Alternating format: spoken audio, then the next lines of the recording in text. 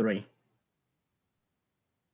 All right, my friends, welcome back to another episode of Unsolicited and Uneducated Football Analysis by your friend David Valentin. This time, special treats here. I have two friends from England, Orlando City diehards, people that I have learned a lot of football from, people that I owe first of all, their friendship. We have followed each other on social media at least since 2015. One of the things I always say on the internet is more football, less wars. If people basically share more love for the game and learn to talk to each other, there will be less problems in the world. There's no way I would have met these guys if it wasn't for the beautiful game. There's no way I would have met these guys if it wasn't for Orlando City. So today we're here to talk about English football, Orlando City, MLS, and a bunch of different topics. They're fantastic people, and I think you guys are going to enjoy this conversation. First, we're going to have Taylor Williams, a man that is a co-founder of Orlando City UK, the official European support group for Orlando City, a place where I can count a lot of friends from, a group that introduced me to my English team, Stevenage. So welcome, Taylor. Thank you for accepting the invitation. David, thanks very much. Pleasure to be on and pleasure to talk about soccer, right? It seems ages since we've had an Orlando City game, so can't wait to get into it today. All right, and the next person, Dan, also known as the English Lion. His blog, I should say, is one that I read every week. Dan speaks with his brain about situations. I'm all hard. I get angry when I lose.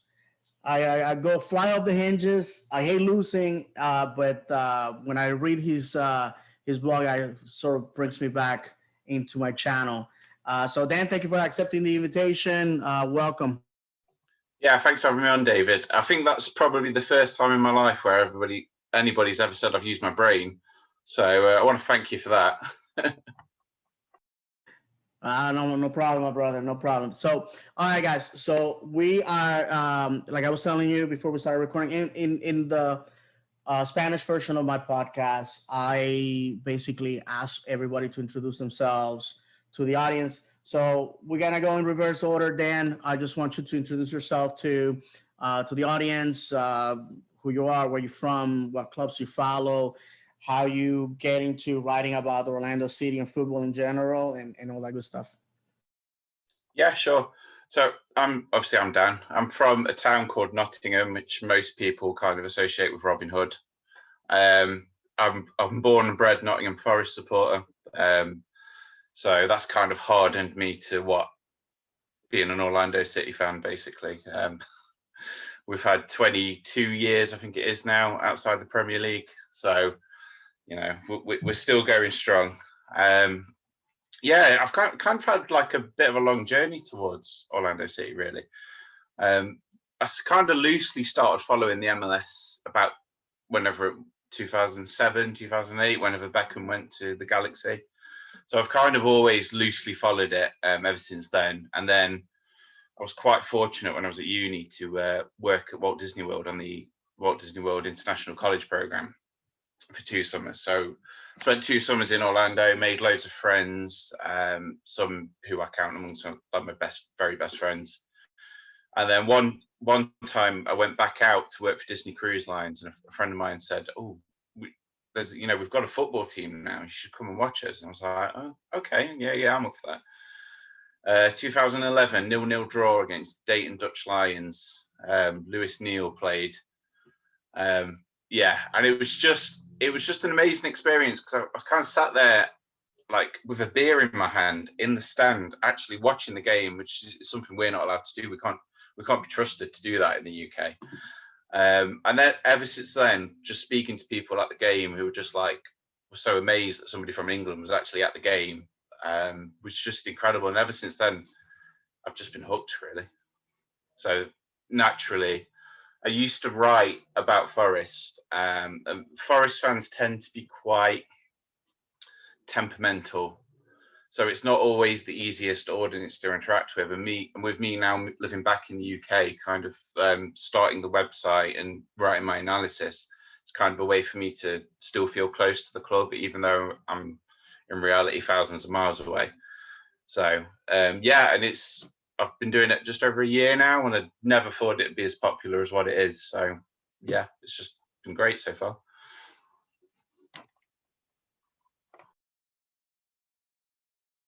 Yeah, go ahead, Taylor. Yeah, so Taylor Williams, Orlando City UK, founder, creator. We've been going for a little while now. It's not a fresh thing anymore.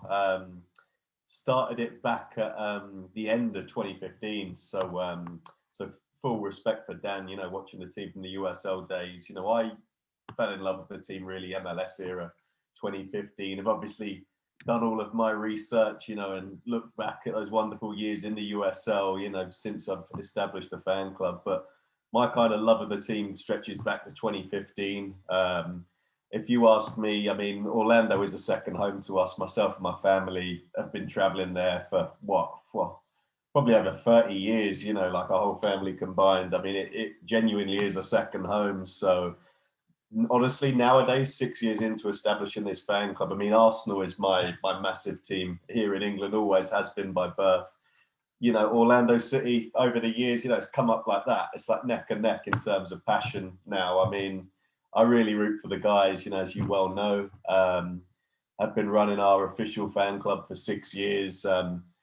Incredible, really. I mean, just like Dan, you know, started off as a crush, really. You know, it's always nice to have a second team somewhere else around the world. But the people we met at Orlando City, it's the people that make this club so special.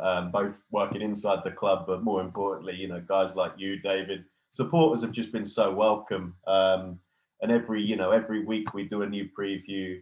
Every week we do, you know, 10 new tweets. You know, it's all coming from the heart. It's coming from a passion about, you know, being in Orlando and just loving the place and loving everything to do with this club. So I mean, it's just our team now, isn't it? You know, like it's not new anymore. Orlando City's been in Major League Soccer a while now, and I don't know what we'd do without them, honestly. I really don't.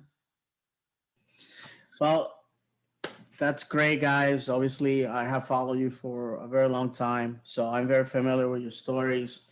And I am a fan from the USL era. I say it all the time. I was just at the right time, right place. My wife was working at Orlando Health, and then one day the team came to the hospital to do this promotion where they were giving away tickets to the employees. And at the time, I had a job where I will be in Orlando Saturday and Sunday, and the rest of the week I was in the Caribbean or in the Southeast. Difficult time for my family and I. I just took the job because I just needed the money. And I remember getting home from the airport after a miserable 10-hour day traveling, and my wife saying, "Do you want to go to a soccer game?" And I was like, "Let's go!" And it was amazing. And just for the guys that missed the USL era, this was my experience on my first game. Got there, section 120 was the Ruckus, 121 was the Aleph. There was a group called Caribbean Rhythm that they play the steel drums. Those guys were from Trinidad in the middle of the pitch. I get there and it's like an orgy of football cultures, like, you know, European, African, Latin American, Asian.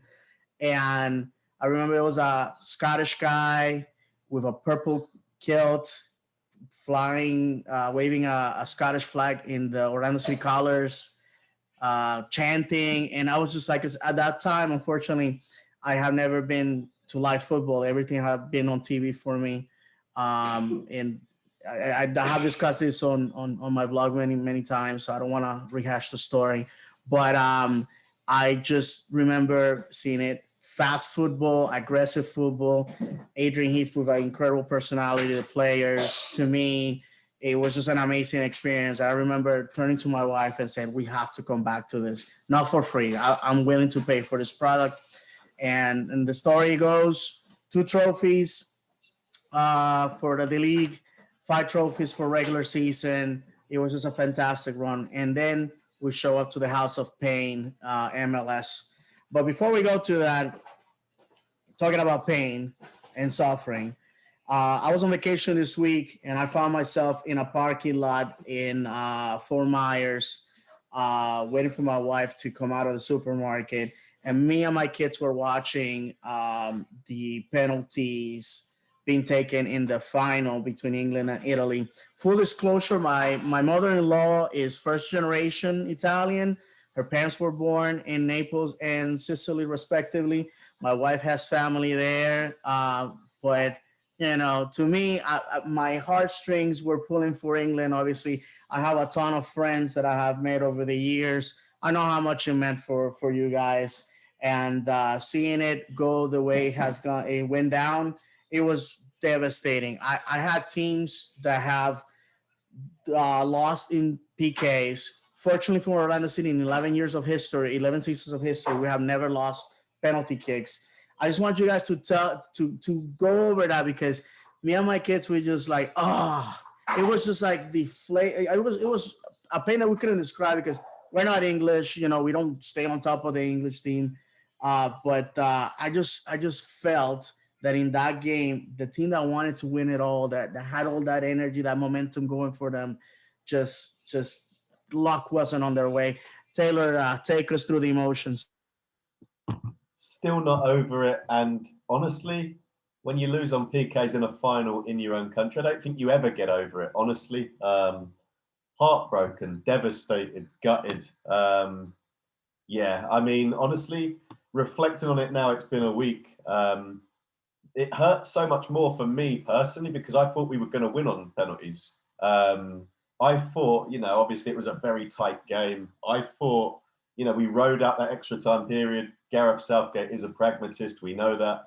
And I just thought history's going to change itself. We'd beaten Germany in the knockouts before. And I just thought, I thought the Italians were going to win the whole tournament. I called them at the beginning of the tournament, ironically.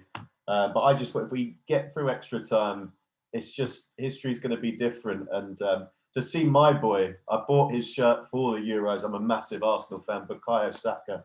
To see him miss and then be subjected to all the nonsense, the rubbish, the racist insults to him, Sancho, Rashford afterwards. I mean, it hurt on so many levels losing this European Championships. And like I said, I think it's one of those losses you never get over. But so proud. I think that's what I want to say as well. So proud of England. Before the tournament started, it was in our country, so we were fairly confident. But I don't think in anyone's wildest dreams we would have said would be in a final. So semi-finals of the World Cup, final of the European Championships. Who knows? Maybe the sequence will be that we win the World Cup. We've got a dream, right? And as for it's coming home, I know, it divides opinion worldwide. It's that English humor again. We like laughing at ourselves. Anyone who was offended by that throughout the tournament, go and have a look at the full lyrics. It's classic English humor. We laugh at ourselves. It's not arrogant, but devastated, my friend, absolutely devastated. Dan? Yeah, I kind of just want to build off Taylor's last point, because I've seen it come up quite a bit with the "It's Coming Home" song, and it's pure satire. No one actually. I mean, probably this tournament, most of us did think it was actually coming home, but it's just pure satire. And it often gets misconstrued as this arrogance, and it's like, well, we're not arrogant, because to be honest, internationally, we've been rubbish. For a country of our standing, with with the best league system in the world, the Premier League, and all of these massive clubs, our national team up until about 2018 has been an embarrassment. So it's definitely not arrogance. In terms of emotions after the game, I was pretty devastated, because like Taylor said, I actually think going to penalties was the way forward, particularly after Bonucci scored the equaliser. Because I think in terms of technical play, the Italians have just got a better team than us. And we, everyone talks about the attacking talent that England have got, and we've got amazing talent going forward. But I just think in terms of getting their foot on the ball and calming it down and keeping possession, the Italians are probably the best team in the world. So I was devastated. I think the strongest emotion for me, if I'm being honest, came the day after. just seeing the racist abuse that Marcus Rashford, Jadon Sancho, and Bukayo Saka were submitting. The eyes of the world were on us as a nation, and it just portrayed us in such a bad light. And the vast majority of people in this country aren't like that. So I've been saying to people, focus on what people have done to the Marcus Rashford mural. They've put lovely pictures, and they've been really supportive. Yeah, and I think, like Taylor said as well, you don't ever really get over losing a penalty shootout in a major final in your home stadium. It's probably going to be a monkey on their back for a while, especially when the World Cup qualifiers are coming up soon, and we've got to go straight back into that arena with all that heartbreak. But yeah, maybe the World Cup's our time. This World Cup, I've kind of got mixed feelings about, to be honest, because morally, I don't think it should be happening. But who knows?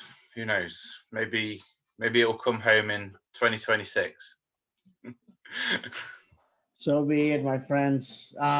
Football's a cruel sport because it's gonna make you cry of joy or anger. And if you have never cried over football, have you ever football at all? That's how I always say it.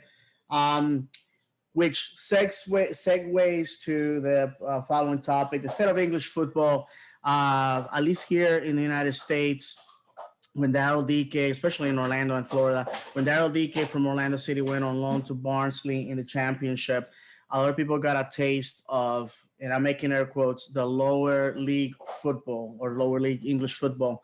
The bogged down pitches, the smaller stadiums in cities that are not sexy, well known, easy to get to. As a fan of Stevenage in League Two, I have seen that. I have seen the small town England. I have, to be quite honest, learned a lot of geography following this club, and to me, I was no stranger to it. People were upset. Number one, that all the games were not available on ESPN two. They had to spend $13 or £10 on watching iFollow, which, by the way, I pay for my yearly subscription. Comes out to be $200 a year, and 80% goes to the club. So I feel like, well, this is my way of contributing to the club. And since I can't be there, I can buy season tickets. This is my way of helping out the club because the club needs money. And after the last two seasons that have been horrendous for world football, really, that's a positive. So how do you guys see English football now? Because obviously in the Premiership, that's the focus of the world. That's when the world thinks of English football. That's what they think about: the manicured pitches, the big stadiums, the world stars. But League One, League Two, the Championship, the National League, or also known as the Conference, has a lot of local guys that are just trying to break through and trying to get to the top level. Some may not ever get to be like that, but they're contributing to the sport as a whole. Obviously, it's different for me. I come from a country that where football has to compete with all these other leagues. We can't even call MLS MLF, because if we use the word football, the NFL will sue MLS for the right to the name football. So basically, let's start with that. Taylor, let's go ahead with you. How you see the state of English football, and did you feel offended when Orlando City fans were sort of critiquing the championship, making it look like a farmers league in some ways? Yeah, interesting segment this, and I'm glad we're covering it today, really. And what I'll say as well is that Dan, obviously big Nottingham Forest supporter all his life, he'll probably, have more poignant stuff to say on this. But for me, being an Arsenal supporter, one of those big six clubs in the Premier League, kind of, the way half of my life, I'm 31 years old, half of my life I was spoiled rotten, as any football fan will know, supporting Arsenal with all those greats. And then the second half has not been so clever. But the state of English football, you've mentioned it. You're a Stevenage fan as well. For any listeners that don't know, I'm from Stevenage itself. I'm from the town. That's where I was born, in Hertfordshire. and immensely proud of our league pyramid in England. It is, you know, nobody else in the world can compete with the English pyramid and the level of quality as you go down. That's just fact. It's not an arrogance. Immensely proud of our pyramid. And what I'll say is that all of this kind of came up a few months ago when the talk of the European Super League came up, and you know, that's a topic for another day, you know, but they wanted to kind of rip that structure away and, you know, take 6 top teams in. I mean, ridiculous, just absolutely ridiculous. As a football fan, like all of you are, you know, just felt so offended that that could happen. I mean, why we all love football is the unpredictable nature of it. I mean, you've already mentioned it, David, in this podcast. You cry with joy, you cry with pain. You know, as hard as it was to take that England loss the other day, you know, Orlando City could win an MLS Cup. Arsenal, you know, who look like they're going nowhere, you know, could turn it round, and who knows, have a go at the Premier League in the next couple of years. This is why we love sport. The state of English football is healthy. It has been since that Super League fell through. I'm so glad that fell through.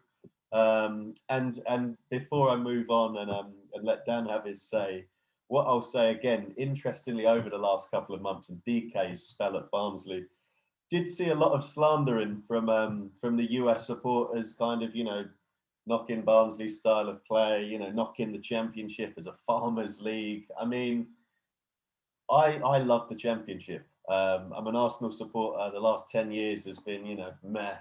I've watched the Championship regularly, you know, even though I don't support a team in it, never have done. I mean, it's an incredible league, some real top talent in there. Barnsley play a certain way.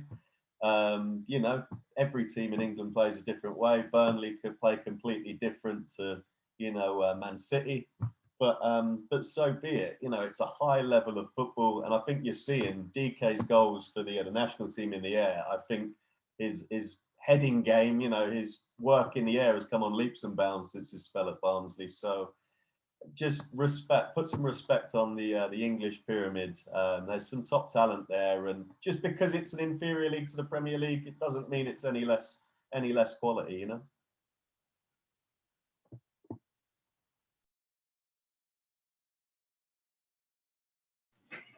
Dan?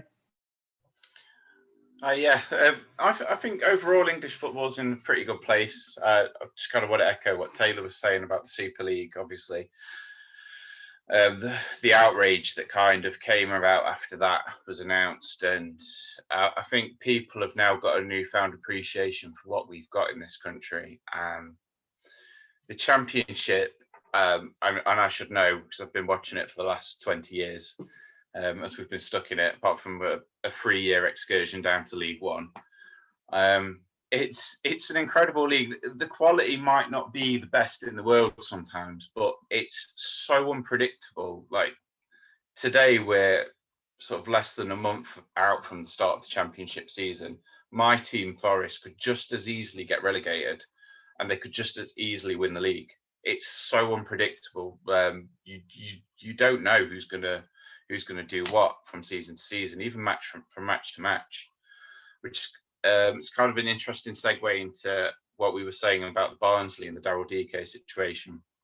So there was a lot of slander, mainly around the weather at first, which I just found totally bizarre because the climates in Orlando and England are just totally different. You might get 2 hours of rain every day throughout the summer in Orlando, but here in the middle of winter, you'll get it for 5 days straight. So pitches aren't going to look the best, especially at, no disrespect to Barnsley, but they are a smaller club. I know they've got rich owners, but they are a smaller club. So they probably haven't got the best pitch in the world. The interesting thing for me about the Championship is there's so many different styles, because smaller clubs like Barnsley, they come up against teams that come down from the Premier League. You know, recent years, you know, you've got Leeds United, you've got Forest, Newcastle, Aston Villa, all these massive clubs. And then on a Tuesday night, they're trekking down to Rotherham or to Burton or Wickham. And it's just that clash of these huge clubs and these small clubs and these different styles. It's just so interesting, and especially those when the teams first come down from the Premier League, it takes them a while to adjust. So you saw it with Aston Villa in the first season that they were down. They were really struggling before Christmas because they were going to places like Rotherham and Burton on a Tuesday night, and it was just such a culture shock from what they were used to in the Premier League, playing at Anfield, Old Trafford, the Emirates, all those places. So it is such an interesting league. Like I said, the quality might not always be the best, but it's still an overall high standard. So if anyone hasn't seen the Championship, I would definitely recommend taking in a few games because you'll learn a lot about different styles of play, way teams play. Even like you said earlier, David, like just with geography and learning, there's so many fascinating stories behind these smaller clubs. I love it. I don't love being in it. I would very much like for us to get out of it. But as overall, as a league, I think it's fantastic. One of the things I have learned to appreciate following the English team in the lower leagues is the away game culture. You guys are blessed to live in a country where every town, city, doesn't matter how big or small, is connected by rail. And finally, here in the state of Florida, I'm happy to say that the speed rail that is going to connect Orlando to Miami is full swing. So in the future, jumping on a train to go down to Miami is going to be a reality. So away games down in Fort Lauderdale are going to be a possibility, and I'm very excited about that. My wife is from New York, so she comes from a culture of trains and buses, and I can walk anywhere I need to be and just get there. And unfortunately, here she had to face the reality that, well, you got to drive.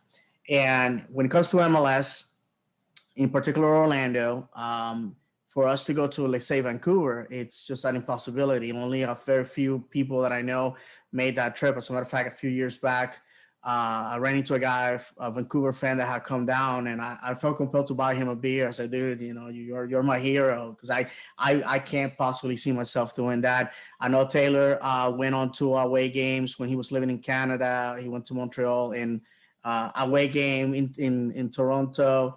And I would like to hear his experience about it. But here in MLS, we don't have a culture of away games because it's very difficult for a lot of teams to go places. Salt Lake City is a city that I visited a lot with my past job, and they are basically in the middle of nowhere. I mean, for those guys to go driving anywhere, we're talking about 20 plus hours. So I just want I want to hear from you guys. How do you, now that you follow MLS, how do you reconcile the idea that when you watch away games, well, our fans are not there depending on the distance, right? And also, is it very shocking culturally to see that the fact that people can just jump on an airplane just all willy-nilly and go to the next city? Let's start with you, Taylor, since you have experienced the away game culture in MLS and in England. Yeah, so you pointed it out. It is one of the major differences between Major League Soccer and the English pyramid that we was talking about. I mean, the sheer vastness of North America. I mean, it's near on impossible, like you mentioned. What I will say is that, in the 6 years we have been in Major League Soccer, I always think it's incredible when you're seeing the games on broadcast and you're seeing tiny little pockets of purple, up at Chicago, out west in Seattle, up the eastern seaboard. I mean, it would be amazing if we could have more Orlando City supporters at away games, but it's just, a geographical impossibility. I mean, having done it myself, though, having experienced it, and it was something that's always been on my bucket list. I mean, beyond Major League Soccer and my love of Orlando City, I mean, I'm just obsessed with America. I've always have been since I was a little kid. I'm always on Wikipedia to this day, always will be, probably till my dying day, just researching everything about America. And Montreal, what a fine city. I mean, I was living in Canada from 2019 till October last year, and pre-pandemic, fortunately. And I jumped on a coach. So I was living in Toronto. It's 6 hours on the 401 up to Montreal. 6 hours on a coach. And I saw the boys. I saw Orlando City play at the Montreal Impact, as they were called then. And there was no more than, I don't know, probably about 8 or 9 of us. We had the British Pavilion flag, you know, and there was some guys that belonged to the Ruckus. And it was us versus the whole stadium at Saputo Stadium. And it was incredible. It was absolutely incredible. So whereas you say, you know, we're blessed that we can jump on, you know, an intercity train, you know, we can be in any town and city within, you know, 2, 3, 4 hours. It was just amazing to be somewhere completely different, nothing like Orlando, completely different, but a fine city. I recommend it on the MLS map when you guys can travel again. But just the feeling of like 9 supporters versus, I don't know, maybe 2,000, 3,000 were there for Montreal. It was so special. And the best thing of all, we won 3-0. I genuinely was that all the way back on the 401, the 6-hour Greyhound. I just could not believe the day I'd taken in and how lucky I was, because I think that was the finest football we'd ever played under James O'Connor as well. I mean, that move for Will Johnson finishing it off, I still can't believe that played out in front of my eyes that day. But incredible day, and away days. I mean, the lucky few that do it, that, you know, hop on a plane out of McCoy and go, because I know we've got hardcore fans that do it. All the respect in the world, and we always look out for you on TV here in the UK.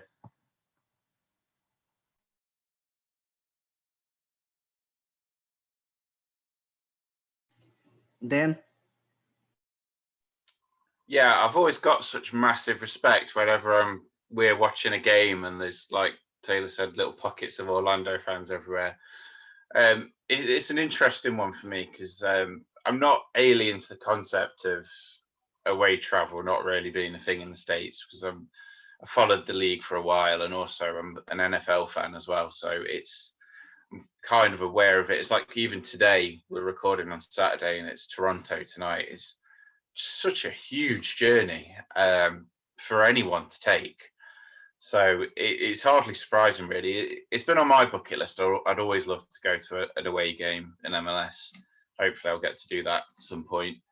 I think, like Taylor, I've always been fascinated by the United States. Ever since first visited in 2008 on my college program, just met so many interesting people. I've been fortunate enough to go to a few states. I've just never quite been able to time them with an Orlando City game. But yeah, we're quite fortunate in this country. Like, our local derby for Forest is Derby County, and it's literally from my house. It's about a 20-minute drive, if I were to go there. So yeah, we are quite lucky. Everything's so close together. But yeah, massive respect for any Orlando City fan that travels anywhere away. I think it's incredible. All right. One of the things about English football that I also find interesting is the culture of being affordable. MLS, unfortunately, a new kit will set you back between $90 to $180, depending on how which one you want. The fan cut, for us to have a little bit more to love, versus the player cut, which maybe I can wear it as a bandana or something like that because they never fit me. Versus the English teams, where 40 pounds gets you a perfectly good kit, nice quality too.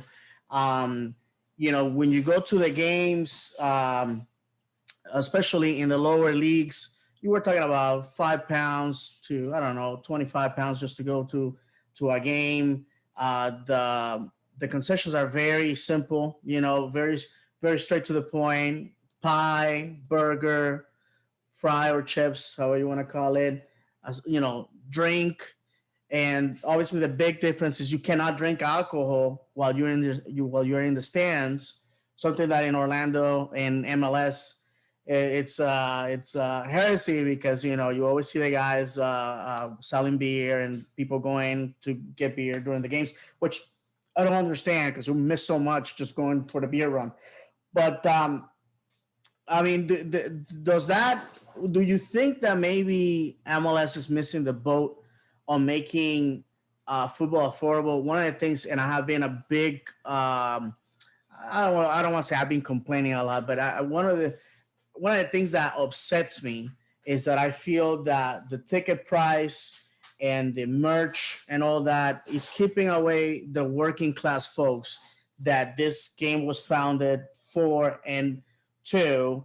And and again, I'm using Stevenage as my point of reference because it's the team that I see week in, week out.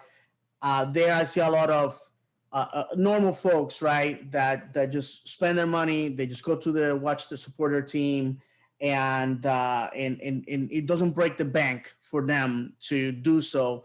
While season ticket holder in Orlando is, I gotta tell you because I am, is a luxury. It really is, and I am actually sitting on the cheap seats versus guys that I know that are paying up to $10,000 a year just to have their seats. I mean, that's our reality. So I just want to get your opinion on this as we're concluding this topic. Dan, let's start with you. I think, to be honest, I think this is a challenge that all of football all around the world is facing. Like I've always been quite grateful that, like you say, you can go and buy a £40 football league kit, and it's great. But I'm a little bit worried about the effect the pandemic's going to have on that. Like just the other day, Forest released their new away shirt, and normally we'd pay 40, and now it's 50, and now our discount has gone. I'm worried there's going to be kind of a snowball. Even if you go to the Premier League, and Taylor will know more about this than I, but with the bigger clubs, you are paying massive money for kits and tickets, and I'm just a bit worried that lower down the pyramid is going to go the same way.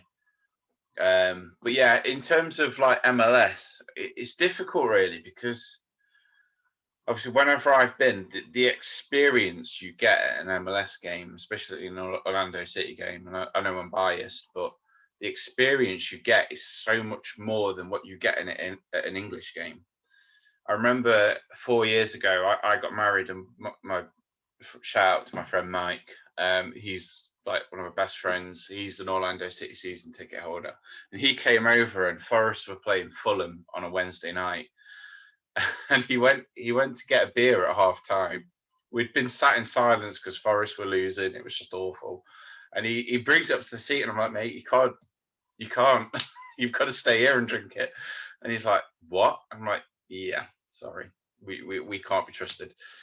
So literally, I feel like when I go to a match, to a Nottingham Forest game, my experience is in the pub beforehand, and during the game, if we win, it's great. But when you go to Orlando City, it's like there's singing, there's drums, there's flares going off everywhere. There's people giving out free stuff. There's music. There's just everything. So I don't mind personally when I'm on vacation. I don't mind paying that bit more because I feel like I'm getting a fuller experience. But I can understand why somebody who lives locally like yourself would have an issue with the amount they charge. Do you see what I mean? So it's a difficult one.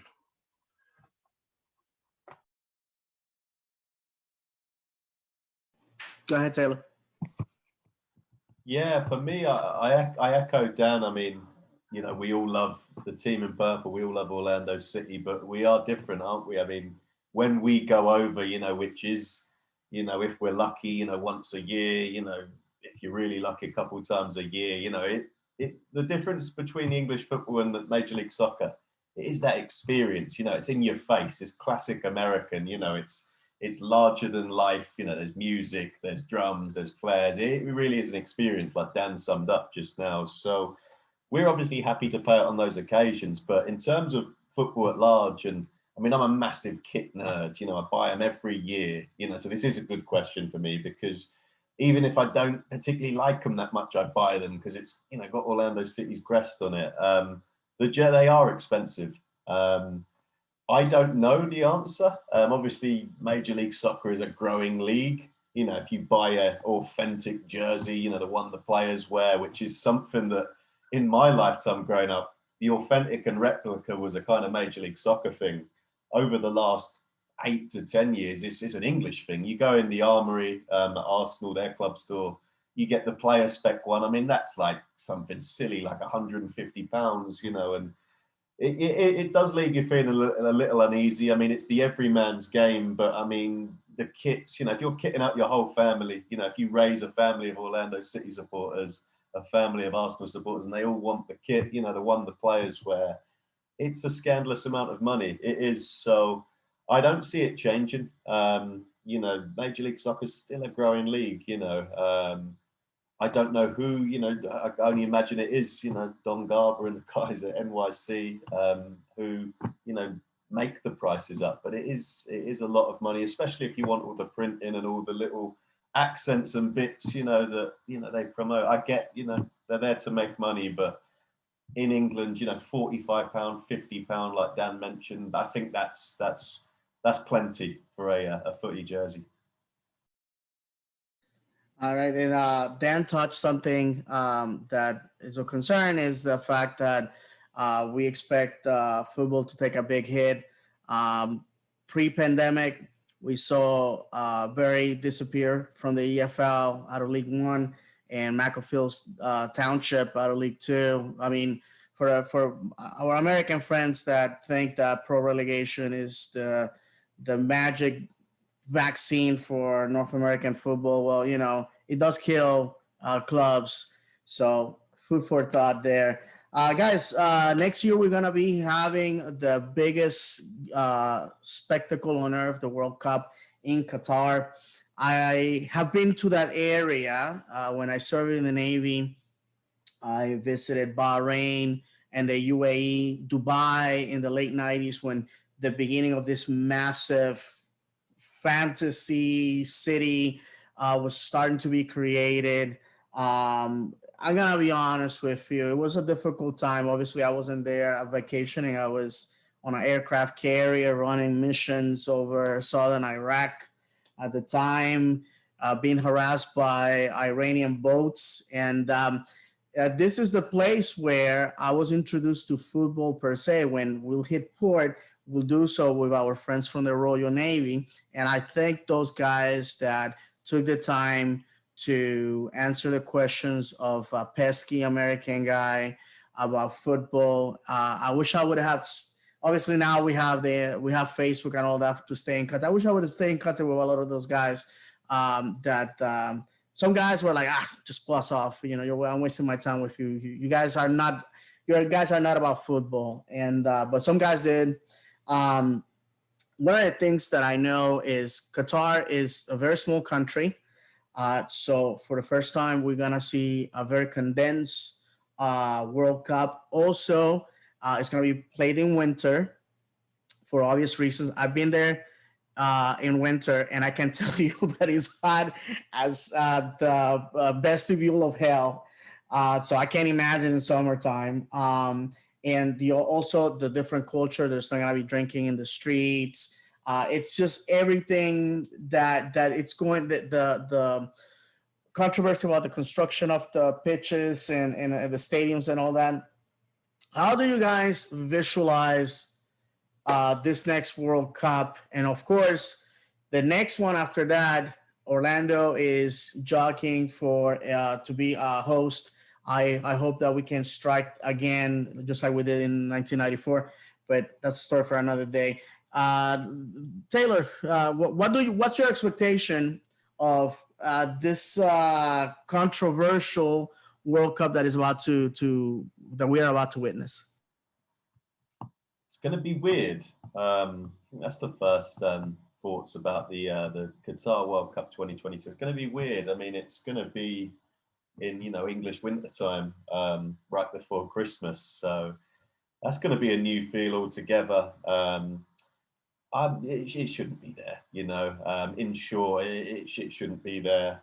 Will I watch it? Absolutely. It's the greatest show on earth. But yeah, it's going to be really weird. To be honest with you, I'm actually looking to the next one, like you just mentioned, the 2026 in USA, Canada, Mexico. And for this segment, I just want to say this bit to all the people on Twitter this week who you saw the maps drawn on Twitter, you know, where they had all the dots, you know, around North America, and you've got to lose 6. To all the people that commented, we've got to lose Orlando. Have you not seen how many games have been played there over the last 2 years? I've just got to get that in because, you know, we're a shoo-in. We've got to be a shoo-in for that. Qatar, obviously, I'll be excited. Everything we spoke about in the first segment about England, you know, our squad is a young squad, a squad that, you know, is still learning and growing all of the time. But for being in Qatar and not being in summertime, you know, no drinking, you know, air-conditioned arenas, money talks, you know, it's there because of money, and yeah, uneasy about it. Dan? Yeah, as Taylor just said, I feel pretty uneasy about the whole thing, to be honest. From the the alleged bribery, the stadium constructions. From a purely football point of view, it's just the weirdest thing is going to be that it's a Winter World Cup. I'm struggling to wrap my head around that, and also how that's going to affect the calendar, like sort of all around the world. You know, is it going to have an impact on the MLS Cup playoffs? Is it going to have an impact on the Championship season, the Premier League season? It's just strange. I think it's going to be a really bizarre World Cup. And I'm like Taylor, I'm kind of looking forward to the next one. I'm quite fortunate in that I own a Disney Vacation Club membership in Orlando. So I'm praying that Orlando gets the World Cups because I'll be able to go to it. We've got to be a shoo-in, surely. Like the amount of US men's national teams games that have been played there, Gold Cup games. It's a football city. I don't know why you wouldn't. It's a hugely popular tourist destination. Everyone goes there. You've got, Disney World and Universal, everything there to attract people. Like, I just don't know why you wouldn't have it there. And I am biased, but it's facts, really. Like, it would be mind-boggling if we didn't get it. Well, I can tell you guys, the 3 factors for a city to be considered is accessibility. Orlando is an international destination, basically direct flights from practically all over the world. 2, the state has promised money for infrastructure and development. The other one is our tourism lobby owns this state. So they already promised $60 million for renovations of the Citrus Bowl, which already in the 2015-2016 season for Orlando City, I thought it was an impressive facility.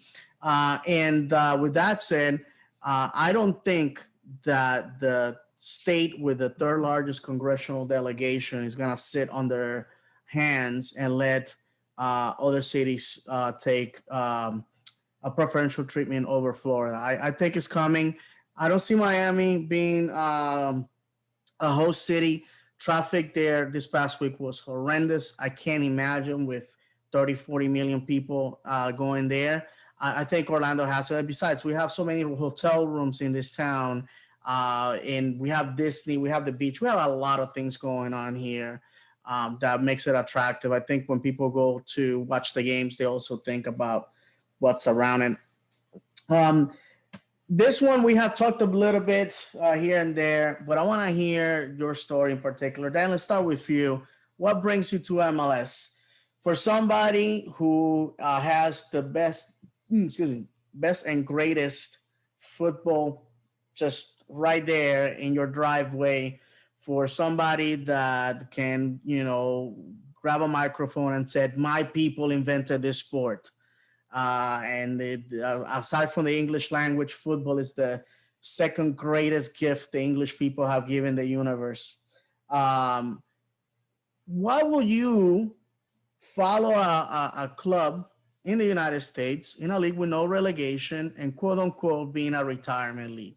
If you have to pitch it to your fellow British citizens there, if you have to talk to your friends, how you sell a league that it screams of Americana, it screams of uh, uh, uh, I don't know, everything that Europe is not, basically. Yeah, if I kind of start with my own personal journey, I alluded to earlier, and I'm probably going to get lynched for saying this, but when I was a kid, I was a huge David Beckham fan. I loved everything about him.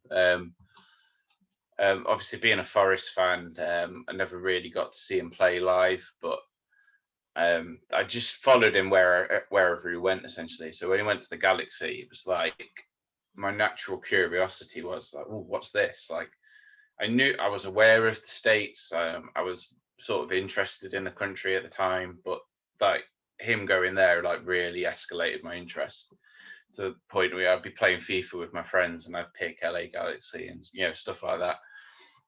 And I just became more and more intrigued with the country as a whole as sort of time went on. In my family, we're also huge Disney fans. So when I got the opportunity to work at Disney, it was just like, I've got to do this. So obviously paths collided with Orlando City, working at Disney, and so on. The thing that really hooked me is just the atmosphere within the stadium and the atmosphere within the fan base as well. Everybody in England, typically, if you don't support that club, people are generally a bit cautious because there's a lot of tribalism.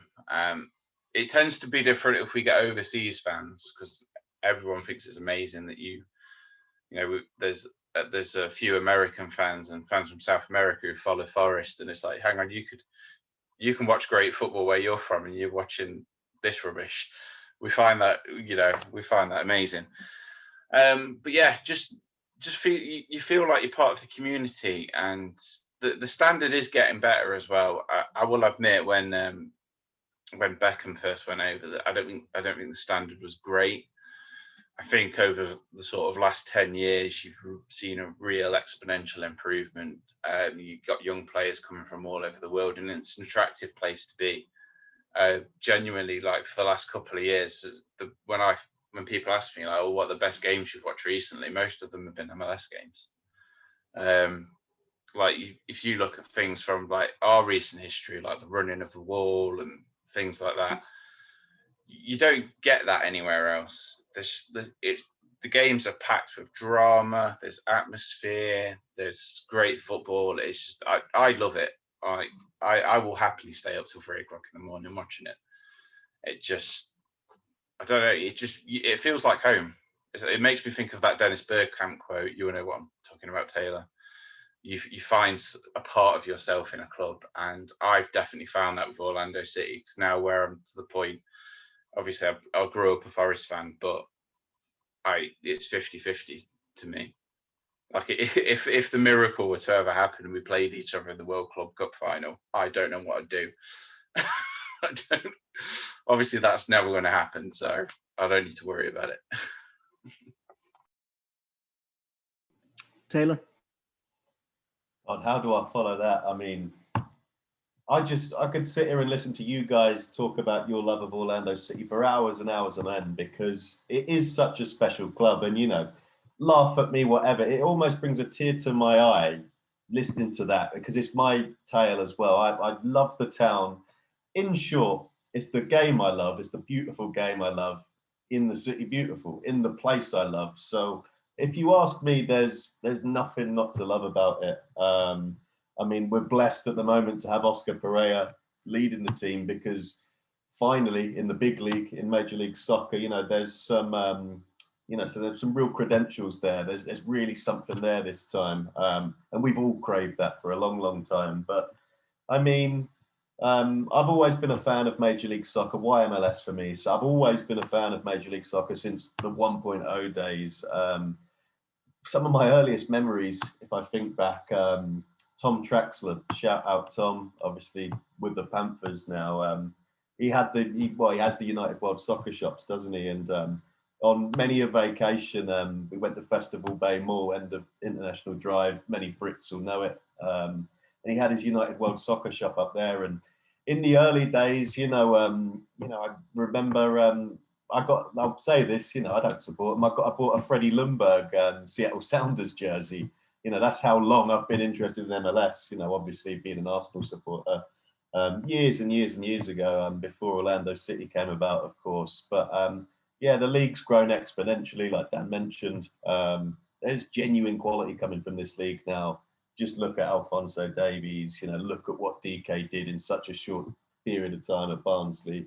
We don't like to mention them because it was Atlanta, but look at Miguel Almiron.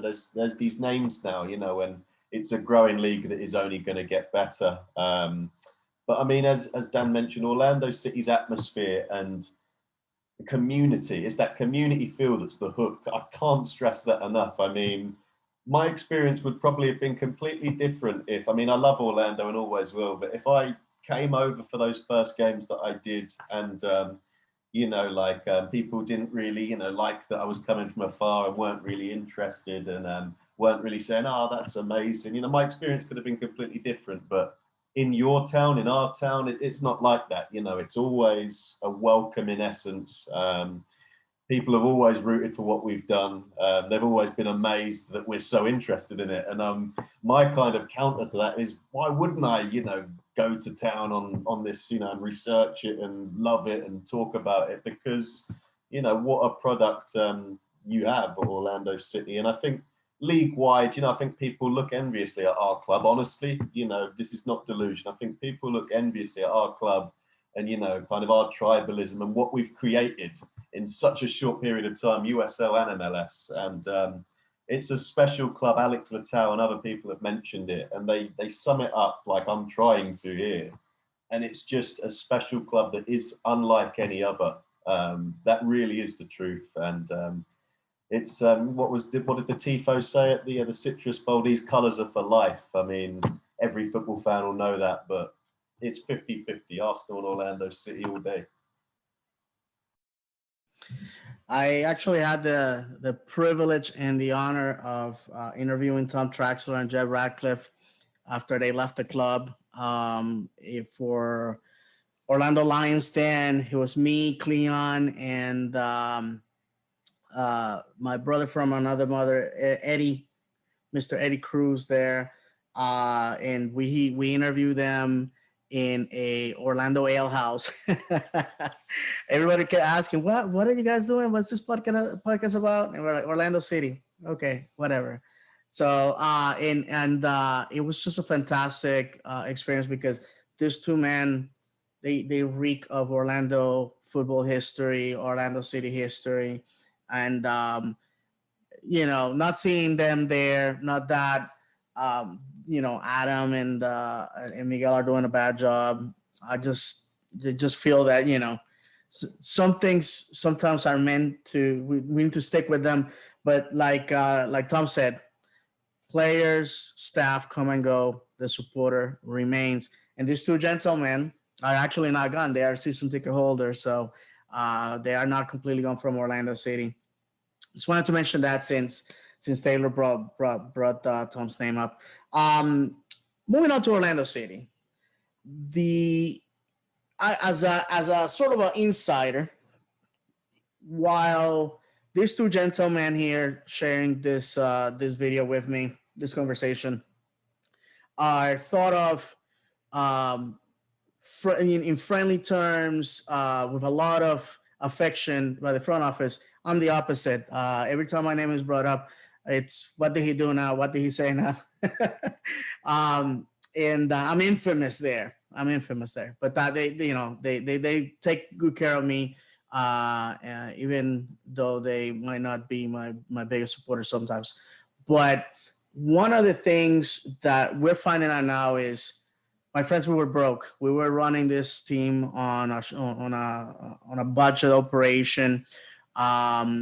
Teams that came to the league with a lot of money embarrassed us. Atlanta, they came in with the best of everything. And once we managed to get at their level is when the money sort of dried up for them, and our quality of managers and players got to that level.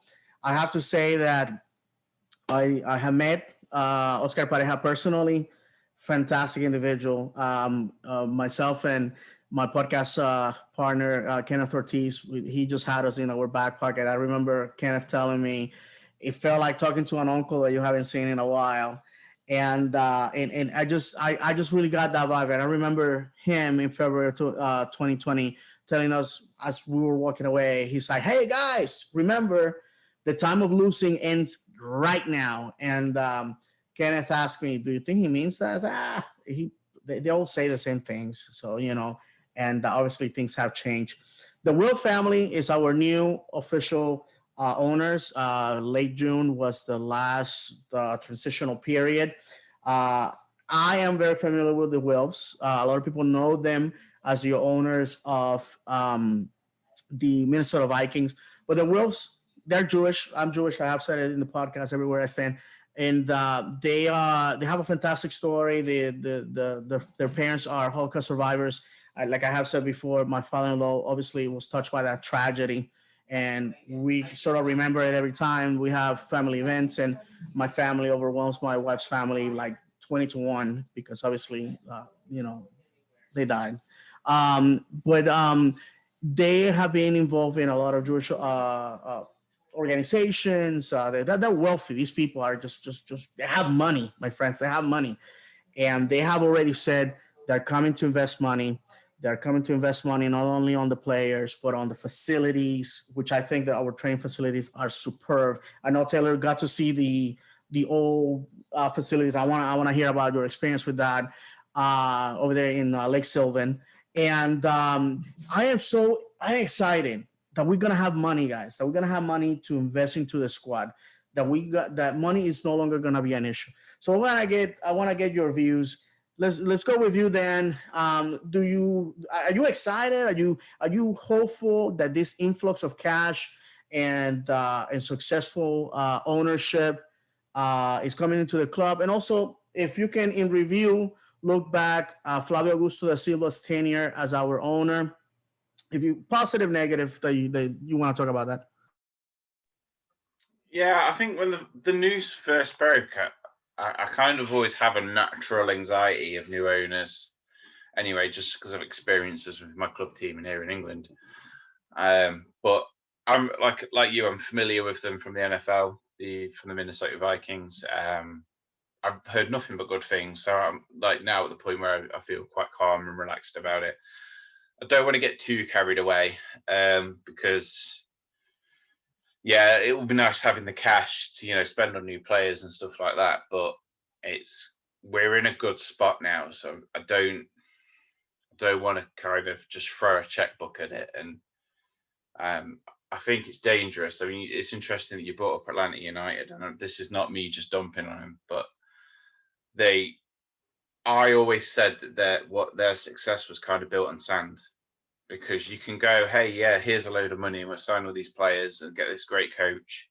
But if you haven't got anything to succeed that, it's pointless. Like, yeah, you might win an MLS Cup, but you need to continue that. I would personally rather, I obviously want to see us get that star, get those trophies, but I would rather us have a few years of kind of challenging and then them invest appropriately to take us on to the next level, rather than just coming in and going, here's 50 million, sign who you want.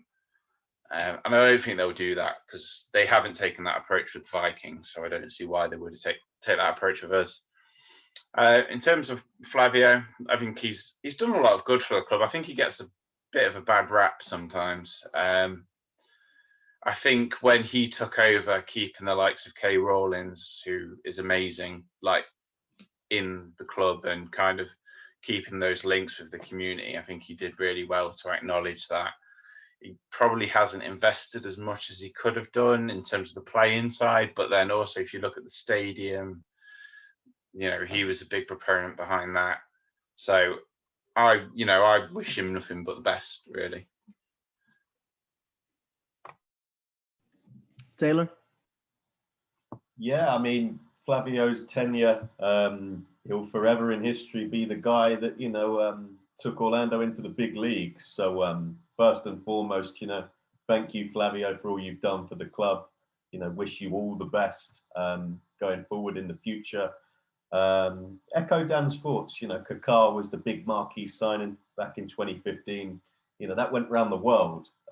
Cannot be underestimated. Everyone that knocks Kaká's spell at Orlando City, he put the club on the map, in Major League Soccer. Cannot be understated. Didn't win a star, didn't win MLS Cup or anything like that. But, what a role model to get into the club at such a young stage in our MLS journey. Where we're at right now, we're where we've wanted to be for a long while. Like I said, it's not been an easy road in Major League Soccer so far. We've learnt the hard way. Devastated me when we lost Adrian Heath. I must admit that. Thought it was the wrong decision. Obviously, we're some years down the road now. And we've got a guy that, you were talking, Dan, about Atlanta United, and, they came along, and I detest Atlanta United, as do you two. They come along, they got what we wanted. They've not got the same tribalism, they're not real, football people like we had, but that hurt a lot. In short, we have a guy now that I 100% believe can lead us to those heights, to scale those heights. And the thing with Oscar Pereira, why it was such an interesting hire, and why it was a hire that had my full backing. I mean, you've met him, David, like you said, and he said losing stops now. You believe him. These are the kind of things that coaches, up and down the United States, throughout the world, they come in, they have their first PR media appearances, and they all say the same thing. With Oscar, you believe him. He cuts that kind of figure. He's strict, but he's also that guy, to put an arm around the shoulder as well. And crucially, I think we've got a guy that he's worked with young players before, and what he did at Dallas, kind of overseeing the development of young players, Paxton Pomicles, Tanner Tessman, who just moved to Venezia, many others, we can mention them another day. But, it's not only the smart recruitment of our front office in the last, season and a half or so. It's all of the other infrastructure around it as well. It's the development of Osceola Heritage Park, which obviously, has part replaced Sylvan Lake Park, which I was lucky enough years ago to look around, incredible. But now we've, the most important thing for me over the last 2 years is, just how much the club's come on leaps and bounds in terms of, thinking beyond just winning an MLS Cup. That would be what we all want, but legacy, and really, laying down tracks for future success. We've got that now. The facilities are first class, and I think, moving forward with the Wolves now, a word on them is that, I don't know anything about them. I'm not a massive NFL fan. My American sports fandom really stops at MLS and a bit of NBA. But with any new owners, I'm an Arsenal supporter. We've got one who's a parasite, if you ask me. Again, topic for another day. They are sports people. Like I said, I hear that they've done good things with Minnesota Vikings. With any new owner, you just want them to, let the football people of the club do what they need to do, because we've got a good front office, who have the right credentials now. They've proved that in the signings they've made and the decisions they've had to make. And, these guys have got money, fantastic. Every football supporter wants, owners that are willing to spend when they need to spend. But like I said, we've got enough football people in our club to use the Wolves' investment and their money wisely. And I think we should all be excited. We're sitting second. We've got a game against Toronto this evening as this is recorded. And we've waited a long time to have a team that we can be proud of. And we've lost 2. I want to get back to winning ways. I hate losing like you two do. But we're in a good spot. So absolutely no need to panic. Get behind Oscar, get behind the boys. There's a long, long way to go this season. I want to talk about a player that has been the talk of the town, had 2 goals last night against Martinique. A goal that was ruled an own goal, in my opinion, should have counted. for him to have a hat trick. Daryl Dike. Daryl Dike is for our friends in Europe. Daryl Dike comes from the most improbable place. I lived in Oklahoma. I gotta tell you what Oklahoma is. Is a poor, landlocked state in the middle of the United States. Basically known for its huge Native American population, huge reservations. Um, Very controversial place. The last place that you will find a Nigerian kid, honestly, Oklahoma City is where this man is from. He comes from playing high school football. He played for the academy of the Oklahoma City. Well, is the USL team that plays in Oklahoma City. And my apologies, I don't keep up with the Western USL as often as I should. He then manages to go to the University of Virginia, a very respected program, one of the oldest universities in the United States. It's basically in this part of Virginia that is very colonial, uh, areas that had huge plantations back in the day. You can driving from the airport in Richmond to where the University of Virginia is located in Charlottesville. You can drive without passing by Civil War, War of 1812, and American Revolution battle sites. It's just, when you think of, like in the movies, when you think about American colleges, this is what this is.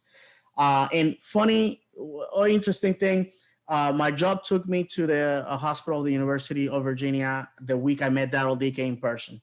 The Orlando City had this opportunity to go meet the team, the facilities for season ticket holders. I went. That's the same night I met Oscar. And when I met Daryl, what impressed me, the kid was 19 years old and he towered over me. This guy looks like an American football player, super humble. Anybody that meets the guy always says the same thing. And I know because I met the guy. Super humble. He called me sir. He signed my scarf. I complimented him on his gameplay. I said, hey, I was at the University of Virginia.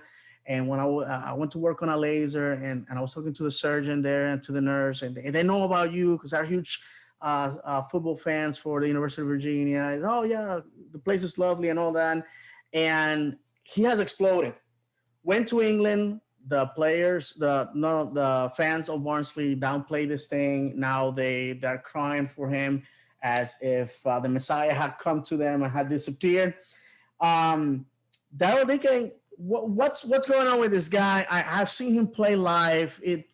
Guys, I gotta tell you, I always say I don't fall in love with players because they come and go, right? But I want to get your opinion. Dan, let's start with you on this one. What sort of expectations of Daryl Dike? Does he go? Does he stay? What's going on with this guy? And before you say anything, I just want to remind everybody that Inter Miami had the opportunity to draft this man two times. Anybody that has been following me on social media, I have a little video asking my kids that question, and they just answer it with, I'm sorry, with the two guys like this. So forget about that one. So guys, tell me what's up with this guy? What do you think about it? Just going off that Miami point, I don't know if anyone remembers when they drafted Robinson and there's that famous picture of him looking really confused. I picture him thinking, why have you passed on Daryl Dike twice and picked me? Honestly, he's incredible. I'm surprised he's come back, to be honest. And I was very, very happy to be wrong about that because I was adamant that he would, if Barnsley went up, I think he probably would have stayed there. And even if they didn't, I was adamant that one of the big clubs would come in and snap him up before anyone else did. So I'm super pleased that he has come back. In terms of what's next for him, I don't really know. It's sort of gone a bit quiet, hasn't it? So I'm kind of hoping we at least get in to the end of the season. That'd be great. I just, all I want for him is he seems like you've said, David, you've met him and he's a really humble guy. He comes across that way in interviews. He's so level-headed for someone so young. His play his like hold up play, his finishing, his pace, his aerial ability, his link up play, he's got the whole package, and he's only in his early 20s. So I just want him. What I want for him is for him to make the right move. I don't want him to go to Manchester City and get loaned out and then loaned out and loaned out. I want him to go somewhere where he's going to be appreciated, he's going to be valued, he's going to start, because that guy's a star. And I can't speak highly enough of him. I would stop short of putting too much pressure on his shoulders, but he could be a top player. He just needs to get this next move right. Taylor? Daryl DK. What I'll say first of all, when that guy smiles, and he's been smiling a lot because he seemingly is breaking records, you know, week after week. When he smiles, you smile. He's that kind of player. We always say, don't get too attached to players. You know, players move on. They play for your club, you know, for a couple of years, then they're playing for someone else, you know. But honestly, so proud of this guy. I mean, he has come such a long way in such a short period of time. I mean, what is it off the top of my head? It's just over a year ago he was, you know, an undiscovered talent, you know, at Virginia. Now he's the starting nine in many people's eyes for the US men's national team. I mean, that's what the super draft and that's what American sports can do. It's a rags to riches story. And it's a story that just keeps getting better and better. This guy's ceiling can be whatever he wants it to be. When he came to England, this is what I want to speak about. When he came to England, me and Dan, we literally, we paused our dinner, you know, we paused whatever we had going on and we jumped on a podcast between ourselves because we just could not believe that there was an Orlando City player. You know, we watch the team all the time. There's an Orlando City player going to play in England. Like, how? Because, you know, we haven't seen that really too often because of work permit issues and what have you. And it was a bolt from the blue. Nobody saw it coming. It took some days for that to sink in that he was going to be playing in the championship with Barnsley. And, you know, when he moved over, I went on a Barnsley pod, the Reds Report, really good guys over there. And I was telling them about him and kind of, you know, what attributes he possessed and what kind of player he was. And really, you know, I told them good things. I told them, you know, Daryl burst onto the scene with us last year. And I always remember the game at Inter Miami when he just muscled LGP, a guy I can't stand, by the way, muscled him, you know, bullied him. And he scored some good goals for us, you know, in his rookie season. And we thought, hang on, this guy's a good player, a really good player. But did I see him doing as well as Barnsley as he did? Probably not. You know, I mean, he was amazing. And since then, you're just seeing a guy now, 20, is he 20 years old? I mean, he doesn't look like it, but you're seeing a guy now that is just fearless, you know, scaling height after height. And what I do want to say is that his months on loan at Barnsley, and because he's not played many games for us in 2021, really, you saw against Martinique, albeit Martinique, you know, island nation, you saw him, how good he was in the air and how much that side of his game has come on, you know, which I think Barnsley's helped with as well. They played a lot of crosses in from wide areas. So you're seeing a guy now that it's incredible we've got him. For selfish reasons, I hope he stays, you know, and lifts an MLS Cup at the end of this season. But do I expect to see him back in Europe? Of course I do, because this guy's, like I said, his ceiling can be as high as he wants it to be. And just so happy when he's smiling, we're all smiling with him. He's just a guy you root for. Like Bukayo Saka's another one, Nigerian heritage again. But these guys, you know, are just incredible talent. No, absolutely, guys. So now here coming out to the end, Leagues Cup, for our friends that are unfamiliar. Somebody on Twitter called it the CONCACAF Europa League version, and sort of makes sense, right? These are teams that did very well in 2020, but not good enough to be in the CONCACAF Championship League. And we are facing Santos Laguna.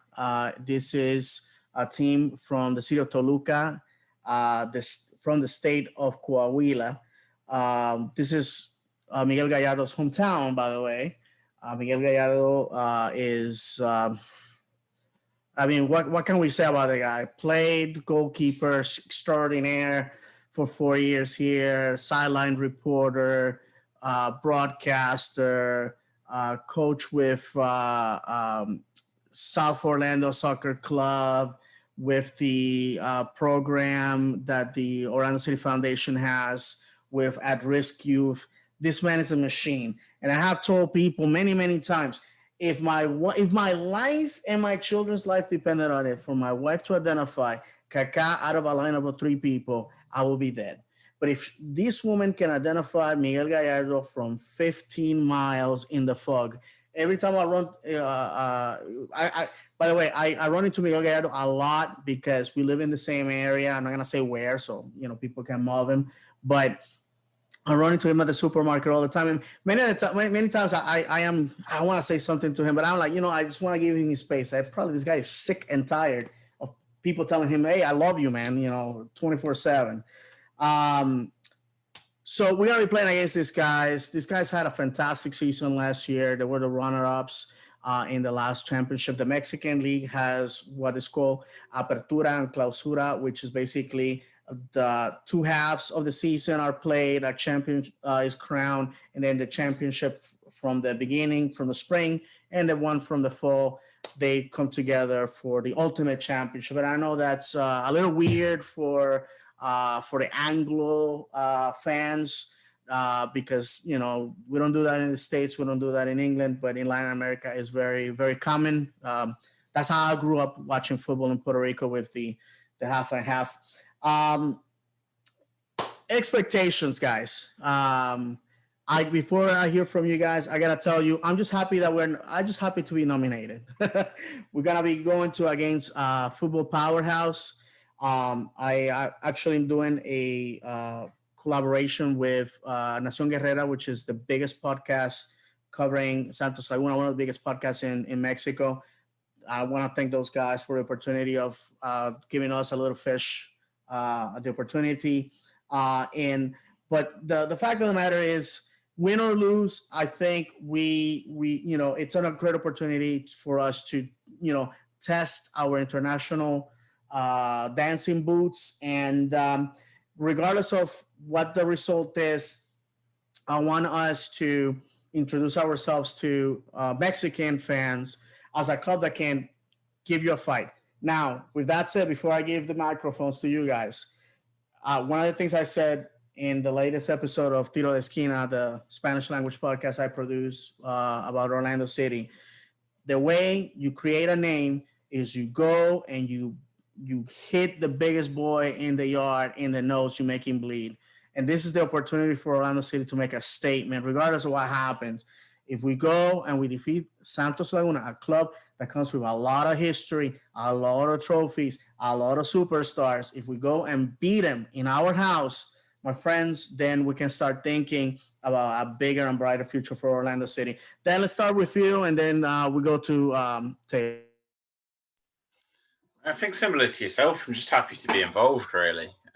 Continental football is just great. I will be completely honest, my knowledge of Mexican football isn't massive, but I know the big clubs like Santos Laguna, Tigres. These are big clubs, and to test yourself against these teams. When it was announced that's who we'd be playing, I was straight on the internet, kind of researching what how they'd done last year, how they're doing this year, and all that kind of thing. It's going to be a massive test. I think it's one of those games where I don't think I'll be too disheartened if we lose, because I think it'll be a valuable learning experience. But obviously, if we win, it's fantastic. It's a new competition, but I know in a lot of circles, like, people look at new competitions and they're a bit like, well, we have it over here with the Nations League. It's like, well, it's only the Nations League, but it's a trophy.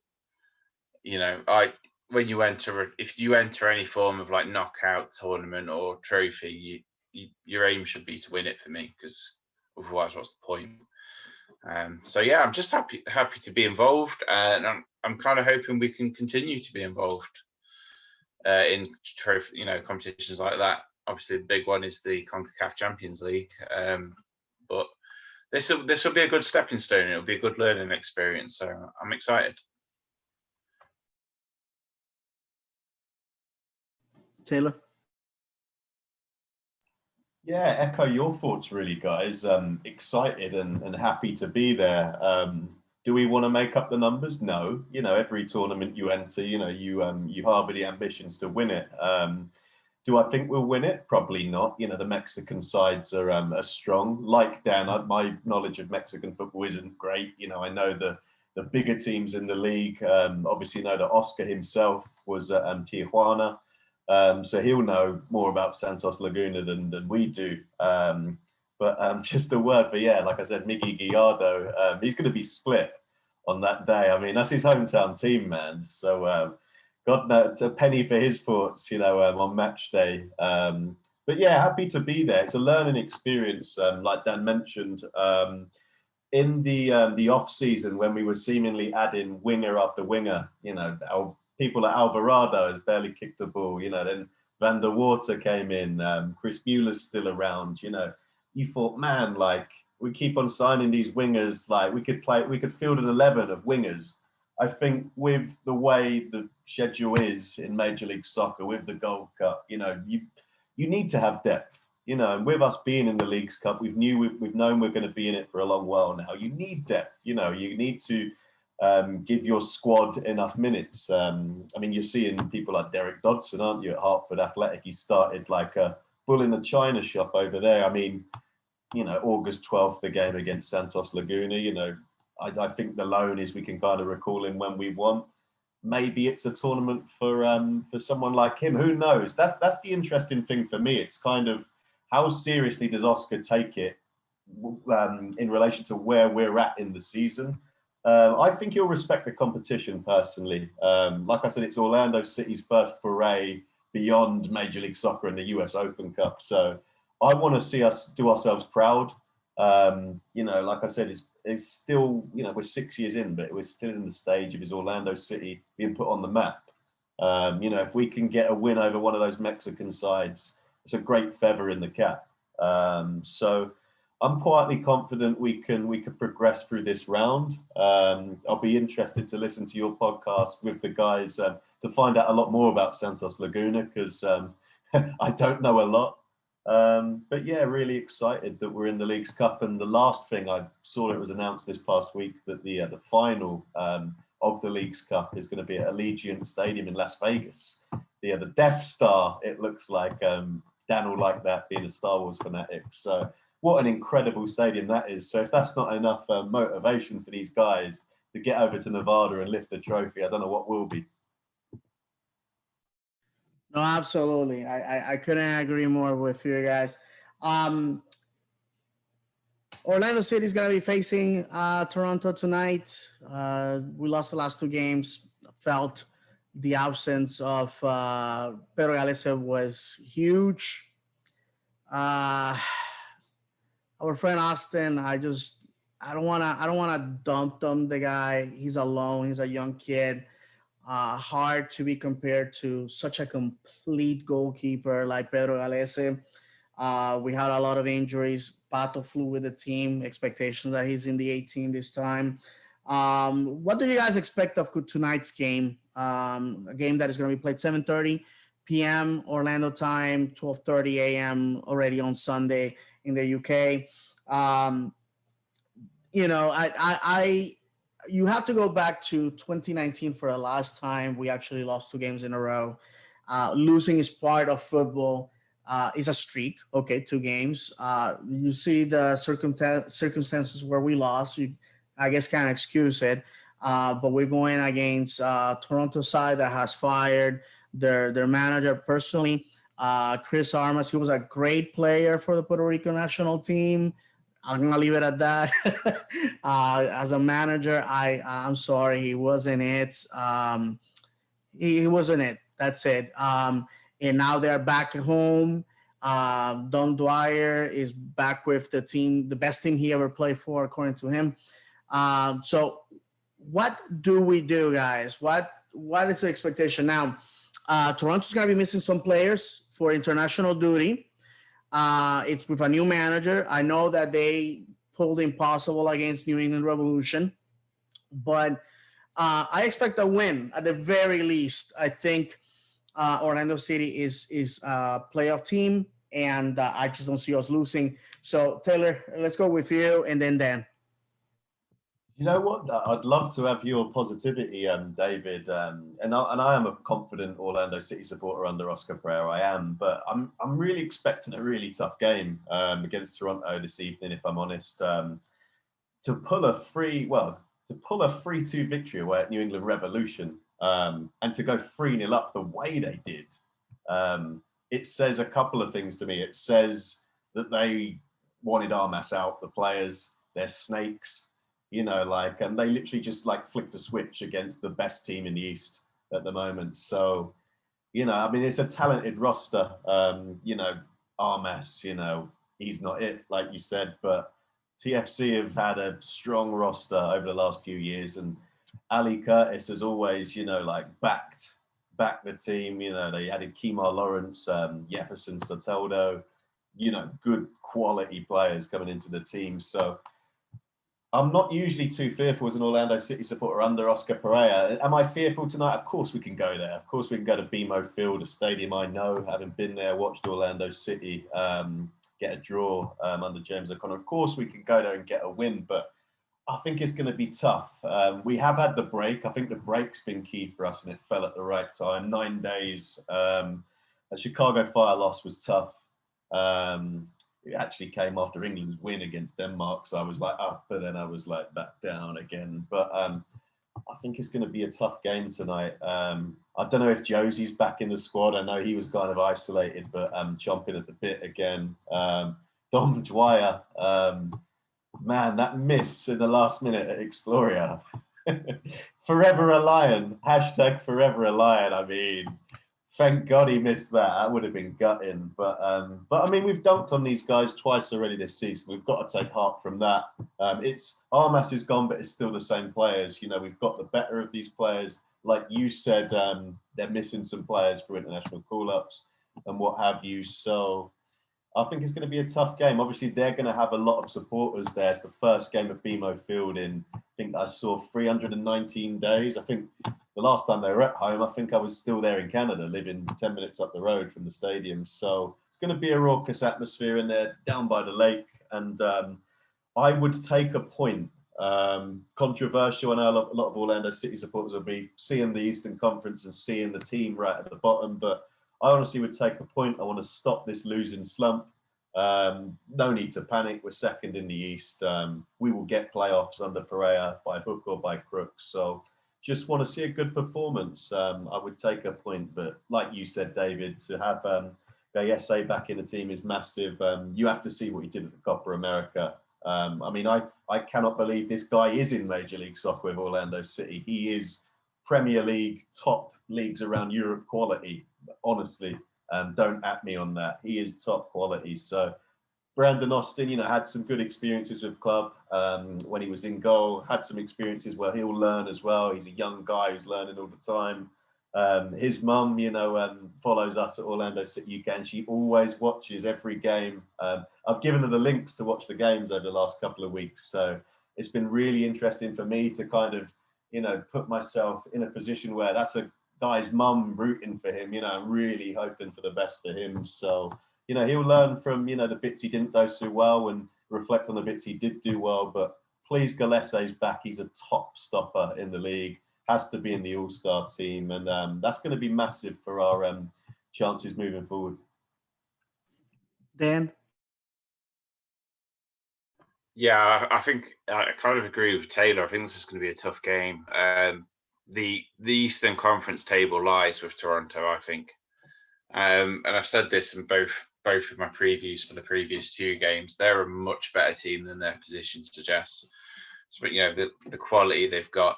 I know they're missing quite a few. I think Kemar Lawrence is missing tonight on international duty. the fullbacks are the key for Toronto for me. Obviously, it's going to be interesting to see how they set up under a different coach. But as soon as I saw that Richie Laryea and the likes weren't playing, I instantly felt a bit more comfortable, because what we saw a lot of in those first two games was them bombing forwards, and then you've got the likes of Soteldo who can drift inside, and they are a top team. They've got some great players. Shout out to Dom Dwyer for that clearance. That was great defending. Yeah, I think it's going to be a tough game. With it being their first home game since the pandemic started as well, there's going to be a lot of buzz and excitement around the place, the crowd and the team. I wouldn't be unhappy with a point at all. I think we can go and get 3. I think, obviously, as you mentioned earlier, Pato's travelled. I'm a huge fan of his, so I would love to see him get on the pitch tonight. Obviously, we've got Nani, Pereira, Gaese, Mendes back. With the core of the team is back. The area of the team that worries me in terms of tonight is the fullback areas. Kyle Smith has been fantastic this season. I was quite critical of him in the last game against Chicago, but to be fair to the guy, he's just gassed. He's played every minute.